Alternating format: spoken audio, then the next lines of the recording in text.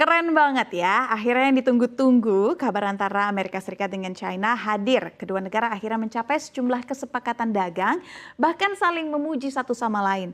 Lucu ya kalau kita pikir-pikir kemarin sempat sewot-sewotan, sekarang giliran udah ada kesepakatan saling puji. Pertemuan penting antara pemimpin Tiongkok ataupun China, Xi Jinping dan Presiden Amerika Serikat Donald Trump di sela-sela pertemuan puncak internasional di Korea Selatan pada hari Kamis lalu tampaknya telah membuat langkah besar untuk menyelesaikan ketegangan dalam hubungan dagang yang tidak stabil antara dua ekonomi terbesar di dunia dan negara adidaya yang bersaing. Bahkan Trump juga sampai bilang bahwa pertemuan ini dinilai 12 dari 10. Widih, tinggi ya. Kedua pemimpin telah sepakat mengenai hampir segalanya dan mencapai kesepakatan perdagangan yang dapat ditandatangani segera menurut Trump. Nah, apa aja sebenarnya isi kesepakatannya? Saya akan ulas dalam hari yang mantap antara US dan juga China capai kesepakatan dagang. Kita masuk ke slide pertama. Jadi salah satu kesepakatan terbesar adalah mengenai rare earth dari China. China akan menangguhkan selama 1 tahun. Ya, 1 tahun penerapan kontrol ekspor besar-besaran atas mineral tanah jarang sebagai imbalan bagi Amerika Serikat yang juga sudah menangguhkan selama 1 tahun pada aturan yang diumumkan pada bulan September yang akan memperluas jumlah perusahaan Tiongkok yang dilarang membeli teknologi Amerika tertentu. Jadi imbal hasil dari rare earth ini akhirnya China bisa mengirimkan kembali teknologi China ke Amerika Serikat yang sempat ditangguhkan sebelumnya. Nah, yang kedua, berdasarkan konsensus Amerika Serikat juga akan mengurangi tarif impor Tiongkok sebesar 10% sebagai imbalan atas apa yang disebut Trump sebagai janji Xi Jinping untuk menindak lebih lanjut peran Tiongkok dalam aliran obat bius mematikan fentanyl ke Amerika Serikat. Jadi sebelumnya kan tarifnya 57%. Kini menjadi 47% saja karena sudah dipotong 10%. Tapi China berjanji akan mengontrol fentanylnya ke Amerika Serikat. Jadi yang sebelumnya bahkan sampai ke triple digit tampaknya sudah bisa diredam. Trump hanya akan mengenakan tarif 47% untuk keseluruhan barang dari China dan China juga mengatakan akan melakukan penyesuaian tarif yang sesuai. Nah, tarif yang sesuai ini belum ditentukan ataupun belum ada ucapan langsung dari China. China juga berjanji memberikan kerjasama substansial kepada Amerika Serikat untuk mengurangi aliran bahan kimia prekursor fentanyl ke wilayah Amerika Serikat termasuk melalui Kanada dan Meksiko. Sebagai imbalannya, Amerika Serikat akhirnya menurunkan tarif fentanyl menjadi 10%. Tadinya peredaran fentanyl ini tarifnya cukup tinggi, tapi kini karena akan dikontrol oleh China, diturunkan menjadi 10%. Menurut Besant, dalam beberapa minggu ke depan, kedua negara masih akan membentuk kelompok kerja untuk menetapkan tolak ukur yang terukur dalam menekan peredaran fentanyl atau obat terlarang yang dinilai menewaskan puluhan ribu orang di Amerika Serikat setiap tahunnya. Lalu kesepakatan selanjutnya, Tiongkok juga akan meningkatkan pembelian kedelai ya dalam jumlah besar, bahkan luar biasa besar menurut Trump. Karena sebelumnya kan sempat ditahan hingga merugikan petani di Amerika Serikat. Sementara China juga mencatat bahwa kedua belah pihak telah mencapai konsensus untuk memperluas perdagangan pertanian. China juga mengatakan kedua belah pihak akan menangguhkan biaya pelabuhan yang saling berbalas yang menargetkan sektor pelayaran masing-masing.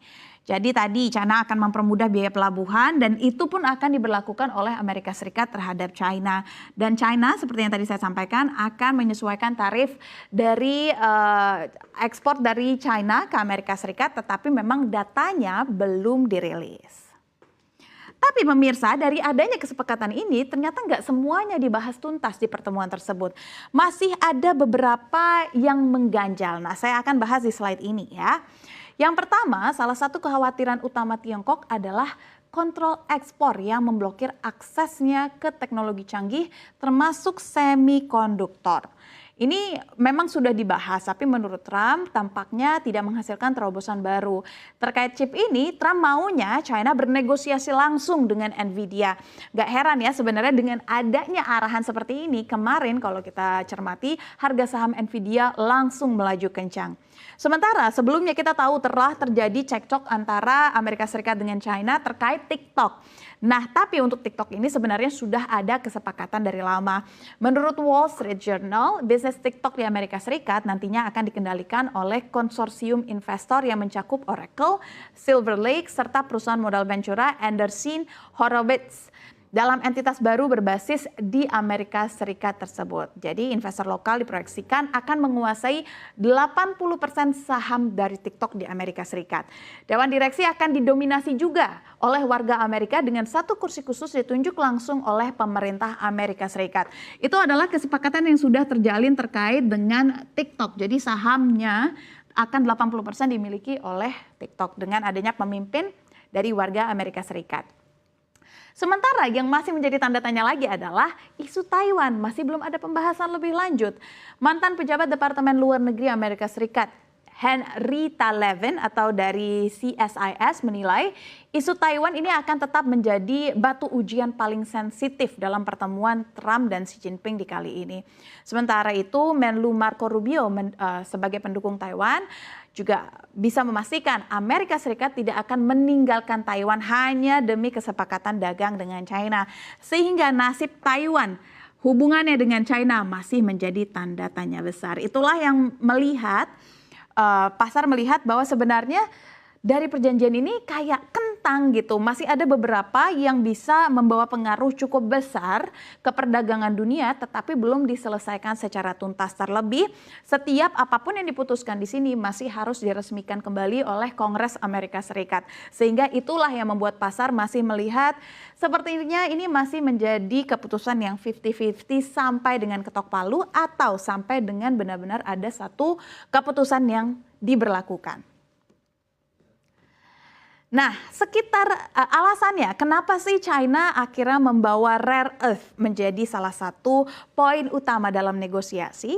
Backgroundnya adalah sekitar 61% produksi logam tanah jarang hasil tambang berasal dari China. Data ini dikeluarkan oleh International Energy Agency atau EIA dan China menguasai 92% output global dalam tahap pemrosesan. Logam tanah jarang ada di berbagai teknologi sehari-hari. Katakanlah mulai dari smartphone, turbin angin, lampu LED hingga TV layar datar. Unsur ini sangat penting untuk baterai kendaraan listrik serta mesin MRI dan juga pengobatan kanker. Logam tanah jarang juga krusial bagi militer Amerika Serikat. Makanya ini menjadi penting bagi Amerika Serikat karena digunakan dalam jet tempur paling ternama milik Amerika Serikat yaitu F-35. Kapal selam laser, satelit, rudal Tomahawk dan juga lain-lain. Dan ini juga dikeluarkan dari catatan riset CSIS tahun 2025. Nah, kenapa akhirnya China bisa menguasai rare earth bahkan bisa menjadi alat negosiasi kuat?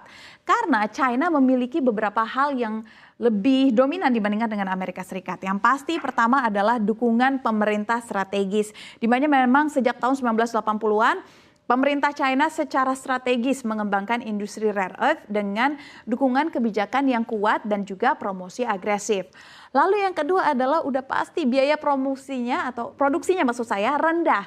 China mampu memproduksi rare earth dengan biaya yang lebih rendah karena memang menanggung sebagian besar biaya lingkungan yang besar dalam proses produksinya. Lalu yang ketiga adalah regulasinya yang longgar. Regulasi yang kurang ketat di China ini membuat proses produksi menjadi lebih cepat dan murah dibandingkan dengan negara lain. Lalu sudah pasti kalau kita berbicara tentang China, adanya dominasi pemrosesan dan juga teknologi yang jauh lebih canggih.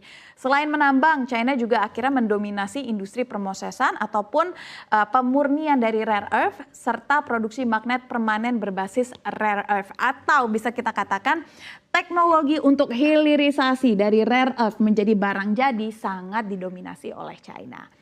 Dan yang pasti ambisi geopolitik juga. Penguasaan rare earth ini menjadi alat strategis bagi China untuk mendapatkan pengaruh politik dan ekonomi global. Karena tadi saya bilang rare earth ini sebagian besar digunakan oleh seluruh barang elektronik bahkan sampai ke kendaraan listrik.